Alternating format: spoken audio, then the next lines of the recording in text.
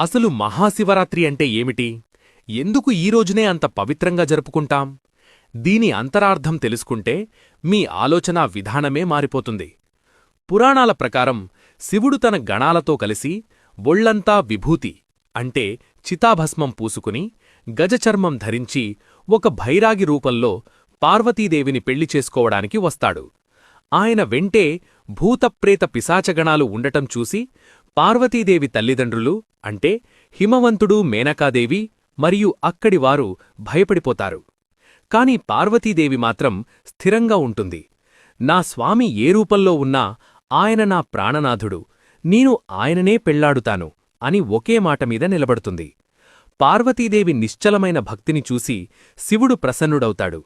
వెంటనే ఆ భైరాగి రూపం మారిపోయి ఈ సృష్టిలోనే అత్యంత సుందరమైన రూపంలో దర్శనమిస్తారు. ఆ మంగళకరమైన రూపాన్ని చంద్రశేఖర రూపం అంటారు. ఆ తరువాత శివపార్వతుల వివాహం అత్యంత వైభవంగా జరుగుతుంది. శివశక్తుల ఐక్యత జరిగిన ఆ మహాపర్వదినాన్నే మనం మహాశివరాత్రిగా జరుపుకుంటాం. అందుకే ఈ పవిత్రమైన రోజున శివాలయాలలో పార్వతీ పరమేశ్వరుల కళ్యాణాన్ని జరుపుతారు. ఈ కథ మీకు నచ్చినట్లయితే మరిన్ని ఆధ్యాత్మిక మరియు చారిత్రక రహస్యాల కోసం వెంటనే మా ఛానల్ను సబ్స్క్రైబ్ చేసుకోండి. పక్కనే ఉన్న గంట సింబల్ని నొక్కడం ద్వారా మా కొత్త వీడియోల అప్డేట్స్